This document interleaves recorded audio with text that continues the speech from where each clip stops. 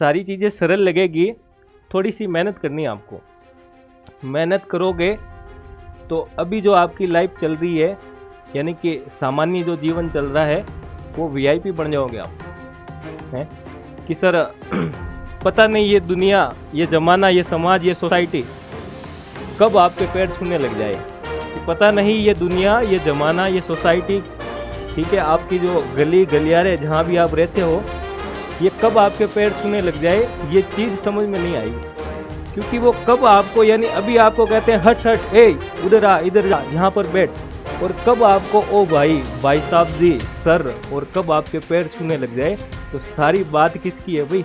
आपके रेपुटेशन की, इज्जत की। यानी कि समय जो है भाई बहुत बड़ा, समय बहुत बड़ा बलवान। तो समय आपको इधर से इधर लेके आ सकता है। तो उसी वे में आपको मेहनत करनी है। मेहनत करोगे तो कुछ और बन जाओगे, कुछ और हासिल कर लो।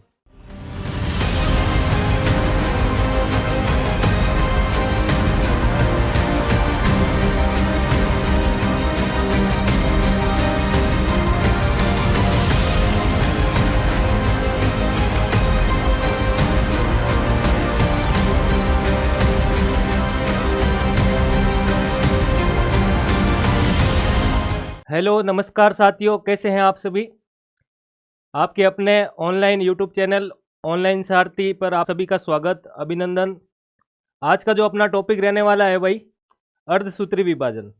लास्ट क्लास में अपन ने कोशिका विभाजन के अंदर पढ़ा था समसूत्री विभाजन के बारे में, और आज अपन दूसरा टाइप पढ़ रहे हैं, अर्धसूत्री विभाजन।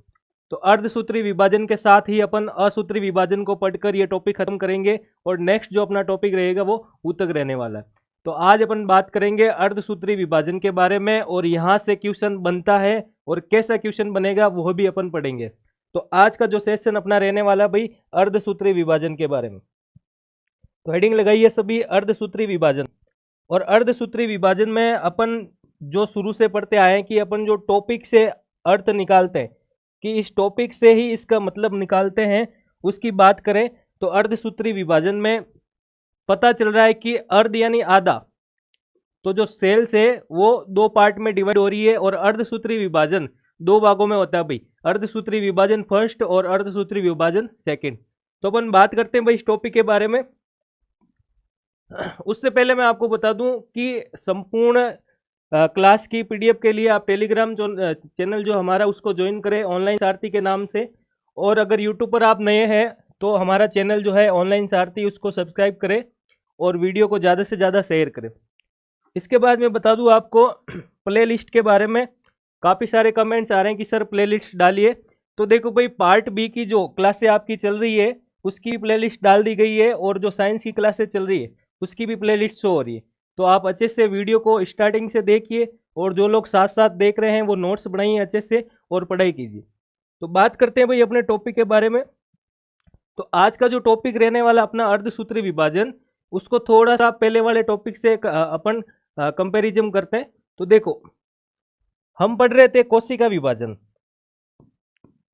और कोशिका विभाजन में हमने कहा कि कोशिका विभाजन तीन प्रकार का होता है। अरे कौन कौन सा होता है भाई, कौन कौन से होते हैं टाइप? तो पहला टाइप अपन ने कहा था कि सर असूत्री विभाजन होता है, और दूसरा हमने कहा कि समसूत्री विभाजन होता है। इसके बाद अपन बात करें, तीसरा आ जाता है इसमें अर्धसूत्री विभाजन। तो देखो, समसूत्री विभाजन को अच्छे से अपने पढ़ा था, आज अपन बात करेंगे अर्धसूत्री विभाजन के लिए। तो देखो, बेसिक जानकारी के लिए बता दूं कि समसूत्री विभाजन, अर्धसूत्री विभाजन और असूत्री विभाजन तीनों किस में होता है। तो सबसे पहले बात करें सर असूत्री विभाजन किस में होता है, तो प्रोकैरियोटिक जीवों में होता है। यहां से ही आपके क्वेश्चन बनते हैं, छोटे छोटे क्वेश्चन, कि असूत्री विभाजन निम्न में होता है, और चार ऑप्शन आ जाते हैं। उसके बाद इसकी जगह अगर कह दे कि समसूत्री विभाजन या सूत्री विभाजन होता है, तो समसूत्री विभाजन कल अपन ने पढ़ा था भाई, काई कोशिकाओं में होता है। किस में होता है? काई कोशिकाओं में होता है। उसके बाद अपन पढ़ेंगे कि अर्धसूत्री विभाजन, अर्धसूत्री विभाजन किस में होता है? तो अर्धसूत्री विभाजन होता है जनन कोशिकाओं के अंदर, जनन कोशिकाओं के अंदर होता है। और जनन कोशिकाएं मेल की अगर बात करें तो उसमें स्पर्म हो जाता है, ठीक है, और फीमेल की बात करें तो उसमें क्या हो जाता है? ओवम। तो देखो भाई, अर्धसूत्री विभाजन हेडिंग लगाओ, और अर्धसूत्री विभाजन का सबसे पहले अपन परिचय देखते हैं। क्या देख रहे हैं भाई? सबसे पहले अपन क्या देखेंगे? इंट्रोडक्शन देखेंगे। क्या देखने वाले हैं? इंट्रोडक्शन। यानी अर्धसूत्री विभाजन क्या होता है और इसके अंदर अपन क्या क्या पढ़ेंगे। तो देखो सबसे पहले ये दे रखा है अर्धसूत्री विभाजन में कि फॉर्मर तथा मुरे ने, किसने भाई, फॉर्मर तथा मुरे ने 1905 में कोशिकाओं में अर्धसूत्री विभाजन को मियोसिस नाम दिया था। क्या नाम दिया था, फॉर्मर और मुरे ने अर्धसूत्री विभाजन को मियोसिस नाम दिया था। अरे भाई कौन थे, दो लोग कौन से थे भाई, साथ साथ बोलो फॉर्मर तथा मुर्रे। कौन थे भाई, फॉर्मर तथा मुर्रे। फिर अपन बात करते हैं कि इन्होंने क्या किया, तो इन्होंने अर्धसूत्री विभाजन को मियोसिस नाम दिया था। तो देखो भाई साथ साथ याद करना है आपको कि फॉर्मर, अब फॉर्मर तो अपन है ही है, ठीक है, तो ये अपने को याद रह जाएगा। फॉर्मर ने क्या काम किया, अर्धसूत्री यानी आधे आधे पार्ट में डिवाइड किया। फिर आ जाता है कि मुर्रे, और मुर्रे ने क्या किया कि अर्धसूत्री विभाजन को मियोसिस नाम दिया।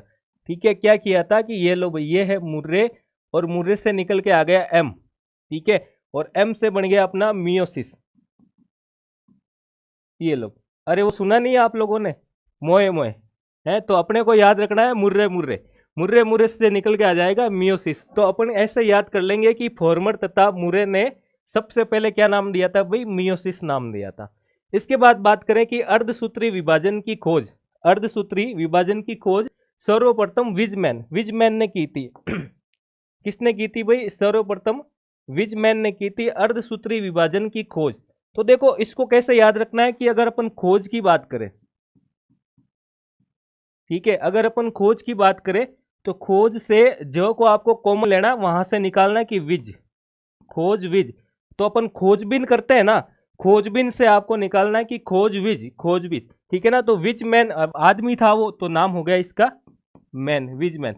तो ऐसे आपको याद रखना है। तो पहली चीज तो हो गई कि मियोसिस नाम किसने दिया कि सर मुर्रे मुर्रे, ठीक है, मुर्रे मुर्रे ने क्या नाम दिया था, मियोसिस नाम दिया था। फिर कहा कि हमने कि खोजबीन किसने की, तो विज मैन ने ही की थी, करने वाला एक आदमी था, इसलिए अपन ने नाम दे दिया मैन, यानी विज मैन, खोजबीन विज मैन, खोजबीन विज मैन, मुर्रे मुर्रे मुर्रे मुर्रे मियोसिन, मुर्रे मुर्रे मियोसिन, ठीक है भाई। तो इस प्रकार आपको याद रखना है। इसके बाद अगर अपन बात करें कि यह विभाजन केवल जनन कोशिका, अब जनन कोशिका अभी मैंने बताया था स्पर्म और ओवम में होता है, तो यह जनन कोशिकाओं में होता है। ऑप्शन एक्सिक्यूशन आ गया कि अर्धसूत्री विभाजन होता है, और चार ऑप्शन दे दिया। पहले में दे दिया आपको कायिक कोशिका, दूसरे में दे दिया जनन कोशिका, और तीसरे में दे दिया ए और बी दोनों, और डी में दे दिया आपको कि इनमें से कोई नहीं।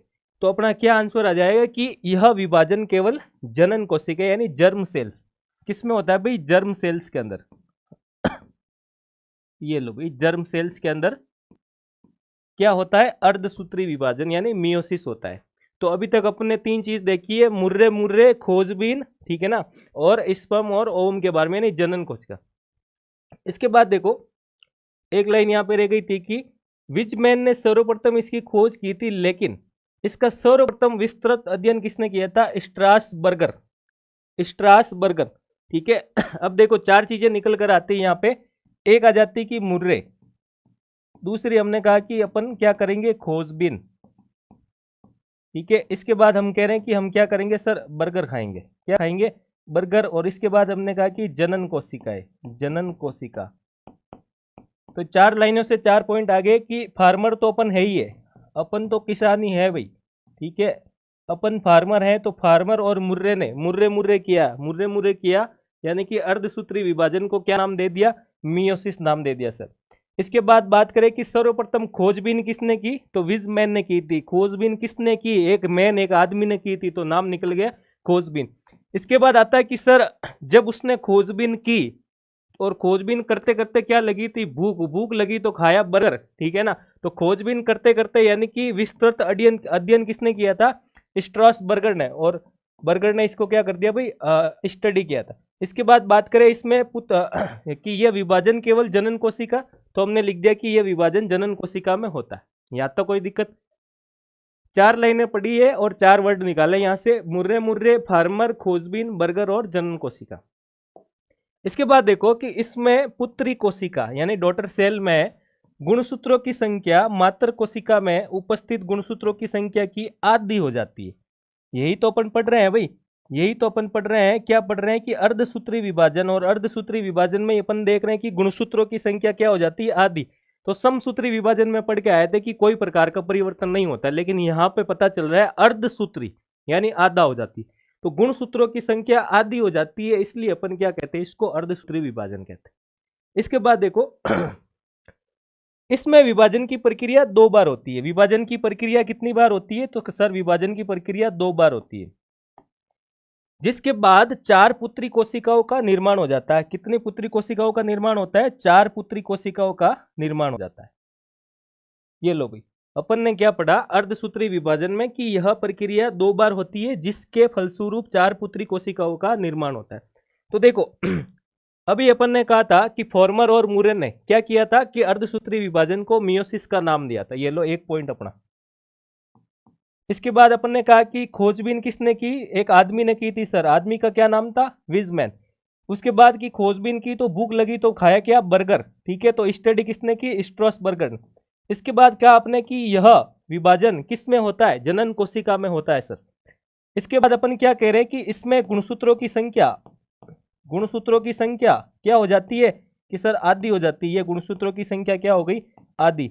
इसके बाद हमने कहा कि यह प्रक्रिया, यह विभाजन कितनी बार होता है, कि यह विभाजन 2 बार होता है, ठीक है। और जब विभाजन 2 बार होता है तो 4 पुत्र कोशिकाओं का फॉर्मेशन यानी निर्माण होता है, तो ये 4 पुत्री कोशिकाएं बन जाती है। ये लो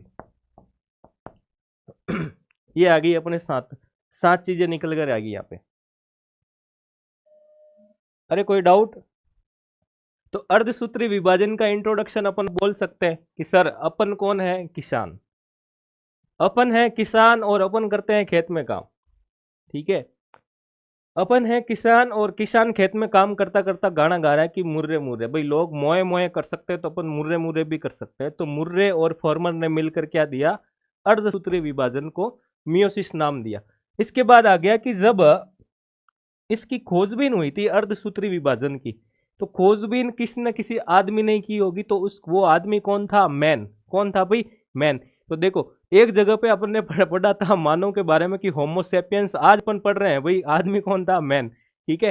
तो खोजबीन किसने की थी, कि सर विज मैन ने की थी। और जब खोजबीन की तो भूख लगी थी तो क्या खाया, बर्गर, यानी कि अध्ययन किसने किया, स्ट्रॉसबर्गर ने। इसके बाद हमने कह दिया कि अर्धसूत्री विभाजन किसमें होती है, तो सर जनन कोशिका के अंदर अर्धसूत्री विभाजन होता है। और उसके बाद बात करें कि अर्धसूत्री विभाजन को, इसको अर्धसूत्री विभाजन ही क्यों कहा जाता है, क्योंकि इसमें गुणसूत्रों की संख्या जो आधी हो जाती है। इसके बाद हमने कहा कि इसके अंदर विभाजन 2 प्रकार होता है, M1 और M2, मियोसिस प्रथम और मियोसिस सेकंड। अर्धसूत्री विभाजन प्रथम, अर्धसूत्री विभाजन सेकंड अभी पढ़ेंगे आगे। फिर हमने कहा कि इसमें 4 पुत्री कोशिकाओं का फॉर्मेशन हो जाता है, यानी 4 पुत्री कोशिकाओं का निर्माण, डॉटर सेल जो होती है वो 4 बन जाती है। अरे लग रहा है ना इजी, मजा आ रहा है ना पढ़ने में, अर्धसूत्री विभाजन को पढ़ने में मजा आ रहा है ना है? अब अपन ने क्या किया कि देखो अपनी कहानी स्टार्ट हुई थी वहां पिकनिक से, और पिकनिक के अंदर घूम लिया फिर लिया सब कुछ कर लिया। अभी अपन एक हॉल के अंदर बैठे हैं और अपनी मीटिंग कर रहे हैं, मीटिंग कर रहे हैं। उस मीटिंग के अंदर ये सारी चीजें निकल के आई हुई कि अर्धसूत्री विभाजन के अंदर ये होता है। हाँ, सारी चीजें सरल लगेगी, थोड़ी सी मेहनत करनी है आपको। मेहनत करोगे तो अभी जो आपकी लाइफ चल रही है, यानी कि सामान्य जो जीवन चल रहा है, वो वीआईपी बन जाओगे आप, हैं कि सर पता नहीं ये दुनिया, ये जमाना, ये समाज, ये सोसाइटी कब आपके पैर छूने लग जाए, कि पता नहीं ये दुनिया, ये जमाना, ये सोसाइटी, ठीक है, आपकी जो गली गलियारे जहाँ भी आप रहते हो, ये कब आपके पैर छूने लग जाए, ये चीज समझ में नहीं आई हुई। क्योंकि वो कब आपको, यानी अभी आपको कहते हैं हट हट, ए उधर आ, इधर जा, यहाँ पर बैठ, और कब आपको ओ भाई, भाई साहब जी, सर, और कब आपके पैर छूने लग जाए, तो सारी बात किसकी है भाई, आपके रेपुटेशन की, इज्जत की। यानी कि समय जो है भाई बहुत बड़ा, समय बहुत बड़ा बलवान है। तो समय आपको इधर से इधर लेके आ सकता है, तो उसी वे में आपको मेहनत करनी है। मेहनत करोगे तो कुछ और बन जाओगे, कुछ और हासिल कर लोगे। अब बात करते हैं भाई कि अपन इंट्रोडक्शन जब पढ़ लिया है अपन ने, तो आगे अपन देखते हैं कि अर्धसूत्री कोशिका विभाजन कितने प्रकार का होता है। अपन बात करते हैं भाई टाइप के लिए, टाइप ऑफ मियोसिस की अगर बात करें तो अर्धसूत्री कोशिका विभाजन दो प्रकार का होता है, जिसमें पहला आ जाता है अर्धसूत्री विभाजन फर्स्ट और दूसरा आ जाता है अर्धसूत्री विभाजन द्वितीय। तो अभी हमने कहा था कि अर्धसूत्री विभाजन में दो प्रकार के विभाजन होते हैं, फर्स्ट और सेकंड। अब फर्स्ट के अंदर क्या क्या आ जाता है? तो फर्स्ट के अंदर आता है भाई, एक आ जाता है प्रोपेज फर्स्ट, फिर आता है मेटाफेज फर्स्ट, एनाफेज फर्स्ट। ये पढ़ के आए थे ना भाई अपन, ये पढ़ के आए थे ना, तो वही तो पढ़ रहे हैं। इसके बाद देखो अपन ने कल ये भी पढ़ा था कि टीलोफेज फर्स्ट है, टीलोफेज फर्स्ट। इसके बाद देखो बात करें कि यहाँ पे नया क्या पढ़ना है, कि सर अपन प्रोफेज पढ़ के आए थे, क्या पढ़ के आए थे कि सर प्रोफेज पढ़ के आए थे, मेटाफेज भी पढ़ के आए थे, है मेटाफेज पढ़ा था ना, मध्य पट्टिका के ऊपर गुणसूत्र जो है आ जाते हैं। एनाफेज की बात करें, फिर एनाफेज भी पढ़ा था अपन ने, फिर अपन ने टिल्लो, अरे टिल्लो याद आ रहा ना, टिल्लोफेज भी पढ़ा था। तो देखो यहाँ पे अंतर क्या है भाई, कि यहाँ पे ये जो तीन चीजें हैं ये तो समसूत्री विभाजन की तरह ही, उसकी तरह ही यानी कॉमन रहने वाली हैं, और अंतर जो होने वाला है भाई वो अपना प्रोफेज के अंदर होना है।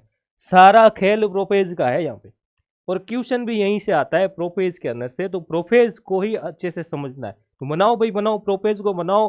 प्रोफेज को मनाने के लिए अपन कहेंगे प्रोफेज जी, आप सीधे सीधे आकर हमारे दिमाग में बैठ जाओ ना, ऐसा मैं कभी नहीं करूंगा। आप मुझे पढ़ो समझो, उसके बाद मैं अपना आपका खुद का हो जाऊंगा। तो अपन प्रोपेज जी की बात करें कि प्रोपेज के अंदर, प्रोपेज फर्स्ट के अंदर क्या क्या आ जाता है, तो देखो प्रोपेज के अंदर लेप्टोटीन आ जाता है, जाइगोटीन आ जाता है, पेकिटीन आ जाता है, डिप्लोटीन आ जाता है और डाइकाइनोसिस आ जाता है। तो ये सारी की सारी अवस्थाएं ये प्रावस्थाएं अपन पढ़ेंगे अभी, और उस प्रावस्थाओं में क्या पढ़ने वाले हैं, जैसे अपन ने कल पढ़ा था भाई प्रोपेज, मेटापेज, एनापेज, टीलोपेज में क्या हुआ था, यानी कि क्या क्या परिवर्तन होता है, और परिवर्तन होने के बाद क्या होता है, परिवर्तन होने के बाद सर विभाजन हो जाएगा है। और वही अपन कल पढ़ रहे थे उसके अंदर भी, कि परिवर्तन होने के बाद विभाजन, यानी उसी को तो हमने समसूत्री विभाजन कहा था। लेकिन यहाँ पे देखो प्रोपेज वन के अंदर ही लेप्टोटीन, जाइगोटीन, पेकिटीन, डिप्लेटीन और डाइकाइनेसिस, ये सारी की सारी प्रावस्थाएं आ जाती है। इनके अंदर क्या क्या परिवर्तन होना है, और इनके अंदर जो परिवर्तन होने के बाद विभाजन होगा उसी को अपन क्या कहेंगे, अर्धसूत्री कोशिका विभाजन। तो जो अपना मेन टॉपिक है भाई वो प्रोपेज ही है। क्वेश्चन जो आने वाला है वो प्रोपेज के अंदर से ही आना है, कि लेप्टोटीन के अंदर ये परिवर्तन देखा जाता है, या यह परिवर्तन किस फेस में देखा जाता है, किस प्रावस्था में देखा जाता है, और चार ऑप्शन आ जाए। फिर अपन बात करें कि अर्धसूत्री टू, तो अर्धसूत्री द्वितीय के अगर बारे में अपन बात करें तो समसूत्री कोशिका विभाजन के समान ही होता है। ये किसके समान होता है भाई, ये होता है समसूत्री के समान, समसूत्री विभाजन के समान होता है भाई, समसूत्री विभाजन के समान होता है। अब क्वेश्चन ऐसे आ जाए कि समसूत्री विभाजन के समान होता है, समसूत्री विभाजन के समान होता है। ए ऑप्शन दे दिया आपको, ए ऑप्शन दे दिया M1, ठीक है, बी ऑप्शन दे दिया आपको M2, सी ऑप्शन दे दिया आपको इंटरफेस, इंटरफेस, और डी ऑप्शन दे दिया आपको मेटाफेस।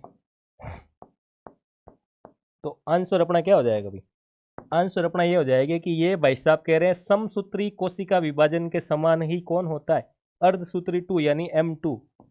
ऐसे क्वेश्चन आते हैं भाई, बिल्कुल इजी क्वेश्चन है, कोई ज्यादा हार्ड है नहीं। अगर और अपन क्वेश्चन की अगर बात करें और क्वेश्चन की अगर अपन बात करते हैं, तो देखो कल मैंने कमेंट पढ़े थे, तो आप लोगों ने कहा कि सर क्वेश्चन कैसे बनते हैं, तो और क्वेश्चन ऐसे बनते हैं। क्वेश्चन आ गया कि अर्धसूत्री विभाजन, अर्धसूत्री विभाजन होता है, ए ऑप्शन आ गया। देखो क्वेश्चन बिल्कुल छोटा छोटा क्वेश्चन है, क्वेश्चन की लैंग्वेज बिल्कुल छोटी है। ये अर्धसूत्री विभाजन होता है, और पहला दे दिया इसमें कि कायिक कोशिका में, कायिक कोशिका में, और दूसरा ऑप्शन दे दिया आपको जनन कोशिका में, जनन कोशिका में, तीसरा दे दिया आपको कि लीवर कोशिका में, और चौथा दे दिया इनमें से कोई नहीं। ठीक है, तो आंसर अपना क्या हो जाएगा भाई कि सर अभी अपन ने पढ़ा था अर्धसूत्री विभाजन किस में होता है कि अर्धसूत्री विभाजन जनन कोशिका, उसमें भी अगर अपन मेल की बात करें सर, तो मेल की बात करें तो मेल में स्पर्म है, और अगर अपन फीमेल की बात करें सर, अगर अपन फीमेल की बात करें तो ओवम आ जाता है। तो क्वेश्चन अपन करेंगे भाई, एक बार थोड़ी थ्योरी का पार्ट हो जाए फिर अपन क्वेश्चन करेंगे। ठीक है, अब देखो अब अपन पढ़ रहे थे कि ये जो 4 फेस होते हैं इन चारों के बारे में, तो अपन आज जो पढ़ेंगे भाई इन चारों को ज्यादा पढ़ें। प्रोपेस फर्स्ट के अंदर ये जो 5 प्रावस्थाएं आ रही है इनको पढ़ें, क्योंकि क्वेश्चन यहीं से आता है और अपना जो कंसेप्ट क्लियर होने वाला है अर्धसूत्री विभाजन का वो इसी से क्लियर होने वाला है। तो देखो लेप्टोटीन के अंदर क्या होता है, लेप्टोटीन की अगर मैं बात करूं, लेप्टोटीन कि इस अवस्था में गुणसूत्र उलझे हुए ये लेप्टोटीन है भाई। ये लेप्टोटीन की बात मैं करूं अगर, और लेप्टोटीन की थ्योरी क्या कह रही है कि इस गुणसूत्र में इस अवस्था में गुणसूत्र उलझे हुए, ये गुणसूत्र है ये आपस में उलझे हुए। ये गुणसूत्र कौन कौन से, ये गुणसूत्र इधर आगे एक मेल के आगे और फीमेल के आगे, मेल और फीमेल दोनों के गुणसूत्र आगे जब मिले तो यहाँ पे उलझे हुए पतले धागों की तरह दिखाई पड़ते हैं। इन्हें क्या कहा जाता है, इन्हें कहा जाता है सर क्रोमोनिमेटा इन्हें क्या कहा जाता है कि इन्हें कहा जाता है सर क्रोमोनिमेटा, क्रोमोनिमेटा, इनको क्रोमोनिमेटा कहा जाता है। लेप्टोटीन के अंदर आपको एक ही बात याद रखनी है कि गुणसूत्र जो आ रहे हैं नर और मादा के, वो दोनों क्या होते हैं भाई उलझे हुए रहते हैं, पतले धागों की तरह दिखाई देते हैं। इसके बाद अपन जाइगोटीन की अगर बात करें तो इसमें कहा कि समजात गुणसूत्र जोड़े युग्म बना लेते हैं। ठीक है, ये जाइगोटीन की बात करें अपन, जाइगोटीन, तो जाइगोटीन में हमने क्या देखा कि यहाँ पे जो गुणसूत्र उलझे हुए थे, लेप्टोटीन में हमने क्या पढ़ा था कि भाई गुणसूत्र उलझे हुए रहते हैं। अरे क्या पढ़ा भाई, गुणसूत्र उलझे हुए रहते हैं। ये लो भाई, गुणसूत्र उलझे हुए थे, वो गुणसूत्र अब आने के बाद यहाँ पे क्या बना ली, यूनिटी बना ली, आपस में मिले, हाय हेलो करके आपस में सब मिल गए, और मिल करके क्या बना ली उन्होंने, एक युग्म बना लिया भाई, युग्म बना लिया। ठीक है, तो ऐसे याद रखना है, जाइगोटीन का जा और जा से बन गया जोड़ा, तो गुणसूत्र क्या बना रहे हैं, जोड़ा। ठीक है, कि लेप्टोटीन के अंदर गुणसूत्र उलझे हुए रहते हैं और जाइगोटीन ज से जोड़े बना लेते हैं। कौन बना लेते हैं सर, गुणसूत्र बना लेते हैं। इसे कहा जाता है भाई सिनेप्सिस। ठीक है, यह बहुत इंपॉर्टेंट है कि सिनेप्सिस दिखाई देता है, क्वेश्चन बिल्कुल छोटा सा आ गया। सिनेप्सिस कौन से ऐसे दे दिया कि कोशिका के विभाजन में दिखाई देता है, तब तो आ गया अर्धसूत्री विभाजन। या अर्धसूत्री विभाजन की कौन सी प्रावस्था में सिनेप्सिस दिखाई देता है, तो जाइगोटीन के अंदर। 4 ऑप्शन दे दिया आपको, लिप्टोटीन और जाइगोटीन। ठीक है, तो ये आगे भाई जाइगोटीन ज से जोड़ा दिखाई देता है, जिसे अपन क्या कहते हैं, सिनेप्सिस कहते हैं। इसके बाद देखो, इसके बाद अगर बात करें पेकिटिन की अगर बात करें तो पेकिटिन में क्या आ रहा है, ये रहा अपना पेकिटिन, ये हो गया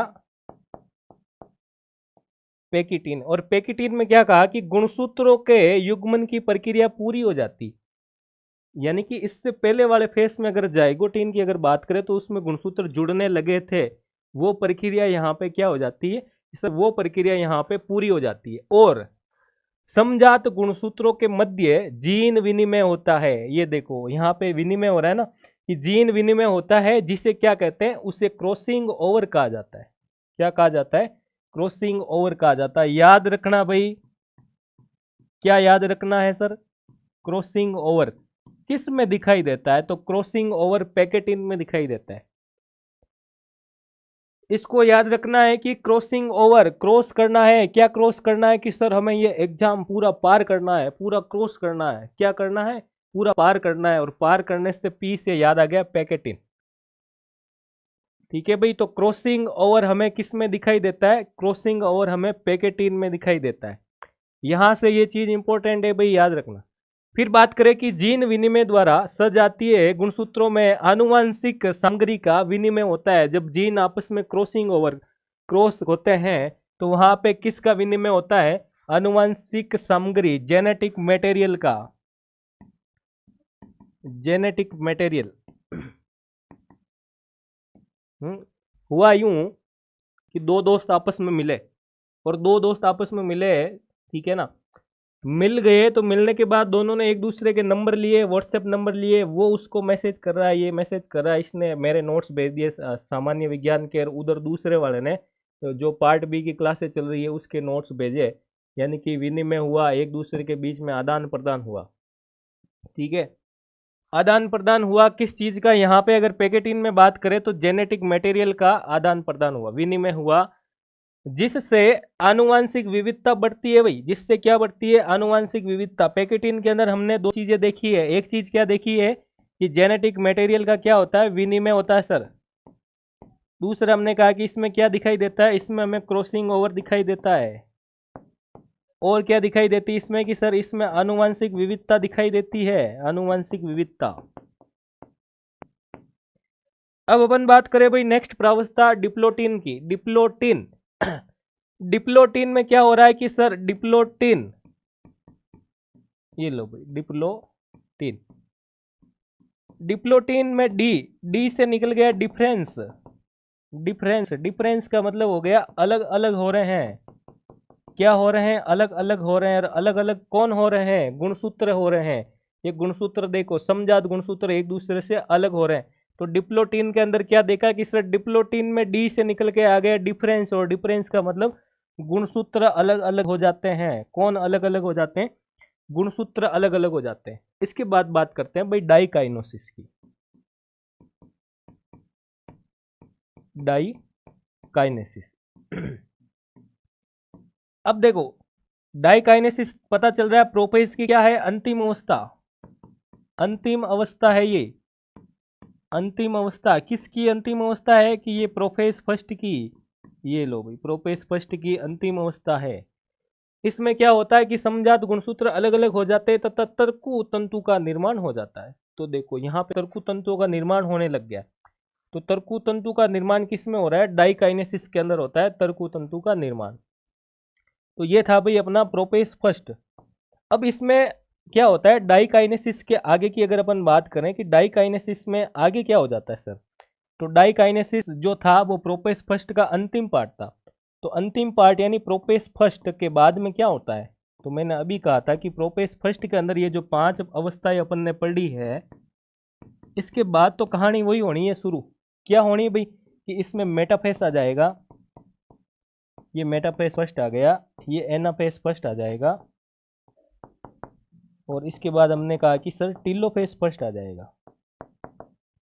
तो प्रोपेज फर्स्ट में अपन ने ये 5 जो है भाई प्रावस्थाएं पढ़ी थी। 5 प्रावस्थाएं पढ़ने के बाद की कहानी, यानी यहाँ तक जो हुआ है डाइकाइनेसिस का, यहाँ डाइकाइनेसिस तक जो परिवर्तन देखने को मिला है, उसके बाद की प्रक्रिया सारी सारी वैसे होगी जो मेटाफेस में अपन ने कल की क्लास में पढ़ा था, जो एनाफेस में होता है, जो टीलोफेस में होता है, तो वही प्रक्रिया इसमें होती है। ये आपको ज़्यादा इससे आगे पढ़ने की आवश्यकता नहीं है, क्वेश्चन आपका प्रोपेज फर्स्ट से ही बनने वाला है, और इसकी जो 5 प्रावस्थाएं है यहीं से क्वेश्चन आता है। तो ये अपना था भाई अर्धसूत्री विभाजन, और उसके बाद अपन इसको डायग्राम के बेसिस पे देखें कि मात्र कोशिका, मात्र कोशिका से क्या बनेगी, पुत्री कोशिकाएं क्या बनेगी, मात्र कोशिका से पुत्री कोशिकाएं बनेगी। पुत्री कोशिकाएं कितनी बनेगी, परिचय के अंदर देखा था कि 4 पुत्री कोशिकाएं बनेगी। तो इसमें देखो डायग्राम के बेसिस पे या गुणसूत्रों की अगर बात करें तो देखो ये जो सेल है भाई, ये सेल है 2x का मतलब द्विगुणित सेल, अरे द्विगुणित यानी 2n 2x। यहाँ पे क्या हो रहा है, इस फेस के अंदर अर्धसूत्री विभाजन पहला यानी M1 फेस, और यहाँ पे इस फेस में हो रहा है M2। इसलिए हमने इंट्रो में पढ़ा कि अर्धसूत्री विभाजन जो है 2 भागों में होता है, अर्धसूत्री विभाजन फर्स्ट और अर्धसूत्री विभाजन 2। तो यहाँ पे जब ये हुआ, इसी को हार्स विभाजन भी कहा जाता है, और यहाँ पे 2 सेल्स बन गई, 2 पुत्री कोशिकाएं। और जब दूसरा अर्धसूत्री विभाजन हुआ जिसको होमोटाइपिक डिवीजन कहा जाता है, होमो, तो समान यानी 4 जो है पुत्री कोशिकाएं बन जाती है भाई। तो पहले बन गई 2, उसके बाद बन गई 4। तो ये था भाई अपना अर्धसूत्री विभाजन, और जनन कोशिकाओं के अंदर ये होता है, ये अपन पढ़ के आए थे। अब अपन बात करते हैं समसूत्री विभाजन और अर्धसूत्री विभाजन के अंदर अंतर। इस सारणी से आपको पता चलेगा कि अर्धसूत्री विभाजन में अभी जो हमने पढ़ा है और कल की क्लास में जो अपन ने पढ़ा था कि समसूत्री विभाजन, उन दोनों में क्या डिफरेंस चलने वाला है। तो इधर आपकी कहानी चलेगी भाई समसूत्री विभाजन की, इधर चलेगी अर्धसूत्री विभाजन की। माइंड के अंदर खूब सारी चीजें इकट्ठा होने वाली है। लेकिन अगर आपने कल की क्लास बहुत अच्छे से ली होगी, कुछ पढ़ा होगा, रिवाइज किया होगा, तो समसूत्री विभाजन एक साइड में चलता रहेगा और अर्धसूत्री विभाजन तो अभी हाल ही में पढ़ के ही आए हैं कुछ ही सेकंड पहले। तो अर्धसूत्री विभाजन अभी तरोताजा होता जाएगा। अगर दोनों को अपन मिला के तुलना की बात करें तो क्या क्या डिफरेंस निकल कर आता है देखिए बोर्ड पे। तो बात करते हैं समसूत्री विभाजन और अर्धसूत्री विभाजन में अंतर। तो हमने कल पढ़ा था कि कोशिका एक बार विभाजित होती है, किसमें? समसूत्री विभाजन में एक बार विभाजित होती है। लेकिन अभी हम पढ़ के आए हैं कि अर्धसूत्री विभाजन में कोशिका 2 बार विभाजित होती है। इसके बाद अगर बात करें कि समसूत्री विभाजन किसके अंदर होता है, तो समसूत्री विभाजन कायिक कोशिकाओं के अंदर होता है। फिर अपन बात करें अर्धसूत्री विभाजन जनन कोशिकाओं यानी मेल के अंदर और फीमेल के अंदर। जनन कोशिकाओं की बात करें तो मेल के अंदर आ जाता है स्पर्म और फीमेल की बात करें तो उसमें आ जाता है ओवम। तो जनन कोशिकाओं में होता है अर्धसूत्री विभाजन। फिर अपन देखें समसूत्री विभाजन में कि अलैंगिक और लैंगिक दोनों तरह की कोशिकाओं में यह पाया जाता है। लेकिन अगर अपन स्पर्म और ओवम की बात करें यानी कि लैंगिक जनन में ही होता है अर्धसूत्री विभाजन। अगले डिफरेंस की बात करें कि इसमें प्रावस्था को हमने पढ़ा था भाई प्रोफेस, यह अपन ने पढ़ा कि एनसीईआरटी में लिखा हुआ है पूर्वावस्था जो होती है इसकी बहुत छोटी होती है। लेकिन अर्धसूत्री विभाजन में अभी अपन पढ़ के आए कि प्रावस्था जो होती है वो बहुत बड़ी होती है। क्यों होती है सर? कि इसमें 5 फेज के बारे में पढ़ा था, लेप्टोटीन के बारे में पढ़ा था, जाइगोटीन के बारे में पढ़ा था, पेकेटीन के बारे में पढ़ा था, डिप्लोटीन के बारे में पढ़ा और डाइकाइनेसिस के, यानी कि ये 5 प्रावस्थाएं उपस्थित होने के कारण अर्धसूत्री विभाजन का प्रोफेज प्रावस्था जो होती है वो बड़ी होती है। इसके बाद बात करें कि गुणसूत्र युग्म नहीं बनते हैं, लेकिन अर्धसूत्री विभाजन में गुणसूत्र युग्म बनते हैं। समसूत्री विभाजन पढ़ा तब अपन ने कोई भी प्रकार का क्रॉसिंग ओवर नहीं पढ़ा था, लेकिन अर्धसूत्री विभाजन में अभी अपन ने देखा कि क्रॉस ओवर होता है। तो कमेंट करके बताओ भाई क्रॉस ओवर कौन सी प्रावस्था में होता है? क्रॉस ओवर अभी जो अपन ने पढ़ा था कौन सी प्रावस्था में होता है? सिनेप्सिस कौन सी प्रावस्था में देखने को मिलता है? इसके बाद अगर बात करते हैं डिफरेंस की कि कोशिका विभाजन, इधर चल रहा है समसूत्री विभाजन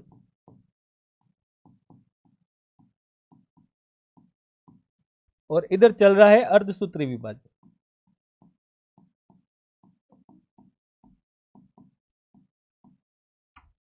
तो समसूत्री विभाजन के अंदर कोशिका विभाजन तथा गुणसूत्र विभाजन एक ही बार होता है। और अर्धसूत्री विभाजन की बात करें तो इसमें पढ़ के आए कि 2 बार होता है, M1 और M2। केंद्रक विभाजन के पश्चात कोशिका द्रव्य विभाजित होता है, लेकिन अर्धसूत्री विभाजन में पढ़ा कि कोशिका द्रव्य का कोई भी किसी भी प्रकार का विभाजन नहीं होता है। इसके बाद बात करें विभाजन के पश्चात गुणसूत्र संख्या पुत्री कोशिका में मातृ कोशिका के समान रहती है, यानी समसूत्री विभाजन में देखा कि कोई भी प्रकार का परिवर्तन देखने को नहीं मिलता है। लेकिन अर्धसूत्री विभाजन में क्या हो जाता है? आधी हो जाती है, इसीलिए इसको अर्धसूत्री कहा जाता है। इसके बाद बात करें पुत्री कोशिका तथा मातृ कोशिका के लक्षण समान होते हैं। और इधर बात करें अर्धसूत्री विभाजन में तो पुत्री कोशिका में मातृ और पितृ दोनों के लक्षण दिखाई देते हैं, यानी गुणसूत्र एक इधर से निकल कर आता है और एक मादा से निकल के आते हैं, यानी दोनों के लक्षण दिखाई देते हैं। तो इसलिए आप ये नहीं कह सकते, गाँव में कहते हैं भाई अपने यहाँ पे फीमेल को ये कहा जाता है कि लड़की हो गई, तो उन अनपढ़ लोगों को समझाओ कि लड़की हो गई तो उसमें मादा का क्या कसूर है? गुणसूत्र जो है वो दोनों के काम कर रहे हैं, नर और मादा। ठीक है। इसके बाद देखो अंत में एक कोशिका से 2 पुत्री कोशिकाएं समान गुणसूत्र संख्या की बनती है। तो समसूत्री में देखा था अपन ने, ये मैच कर रहा है कि कोई भी प्रकार का परिवर्तन नहीं होता है, लेकिन इसमें 4 पुत्री कोशिकाएं बनती है और उसमें गुणसूत्रों की संख्या आधी। संतति कोशिकाओं में जनक जैसी ही गुणसूत्र होने के कारण आनुवांशिक विविधता नहीं होती है, लेकिन अभी अपन ने देखा अर्धसूत्री विभाजन में नर और मादा दोनों के जीन जो है मिलते हैं, यानी कि विविधता दिखाई देती है। इसके बाद देखो भाई ये डायग्राम के बेसिस पे दिखाया है, इसको आप पीडीएफ में अच्छे से देखना है कि अपन जो अंतर की बात कर रहे थे उस टेबल को लेके ये डायग्राम देखना आप। फिर बात करते हैं असूत्री विभाजन। असूत्री विभाजन हमें ये बिल्कुल छोटा होता है भाई, ये बिल्कुल छोटा होता है और यहाँ से क्वेश्चन कभी कभार ही पूछा जाता है। तो यह विभाजन अविकसित कोशिकाओं जैसे जीवाणु, नीलहरित शैवाल, अमीबा तथा प्रोटोजोआ में दिखाई देते। तो ये अपन भाई जीवों के वर्गीकरण की जो क्लास ली थी वहां पे पढ़ के आए थे। जीवों के वर्गीकरण में नीलहरित शैवाल, जीवाणु, अमीबा का बताया था मैंने, उसकी आकृति चपलाकार होती है, अनिश्चित आकार की होती है।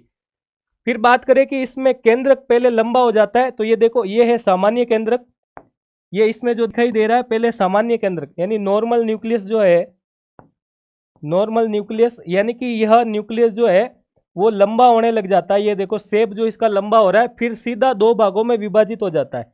फिर जो है भाई ये धीरे धीरे सीधा होने के बाद दो पार्ट में डिवाइड हो रहा है। तो इस प्रकार कोशिका का जो विभाजन होता है न्यूक्लियस में, उसी को अपन कहते हैं असूत्री विभाजन। इसमें कहा कि प्रत्येक भाग में एक संतति केंद्र पहुंचता है, तो दो भाग जब अलग अलग हो जाता है तो यहाँ पे न्यूक्लियस जो है दो भागों में बढ़ जाता है, यानी विभाजन हो रहा है। यही तो अपन पढ़ रहे हैं कि विभाजन टूटकर दो भाग में बढ़ जाना। तो जब केंद्रक के अंदर इस प्रकार का विभाजन दिखाई देता है, इसी को अपन असूत्री विभाजन कहते हैं। तो आज की क्लास को भाई अच्छे से लीजिएगा और विभाजन को अच्छे से देखिएगा। और इस क्लास की पीडीएफ के लिए टेलीग्राम चैनल को जरूर ज्वाइन करें, ऑनलाइन सारथी के नाम से। और अगर आप यूट्यूब पर नए हैं तो ऑनलाइन सारथी यूट्यूब चैनल को ज्वाइन करें और पशु परिचर से संबंधित जो भी क्लासेज आ रही है वो आप देखें, पढ़े अच्छे से। और प्लेलिस्ट आपके चैनल पर भी डाल दी गई है। और कमेंट करके हमारी क्लास के बारे में अवश्य बताएं कि ये क्लासेज कैसी चल रही है, और सारा कंटेंट आपको अच्छे से सिस्टमेटिक वे में प्रोवाइड करवाया जाएगा। जय हिंद साथियों।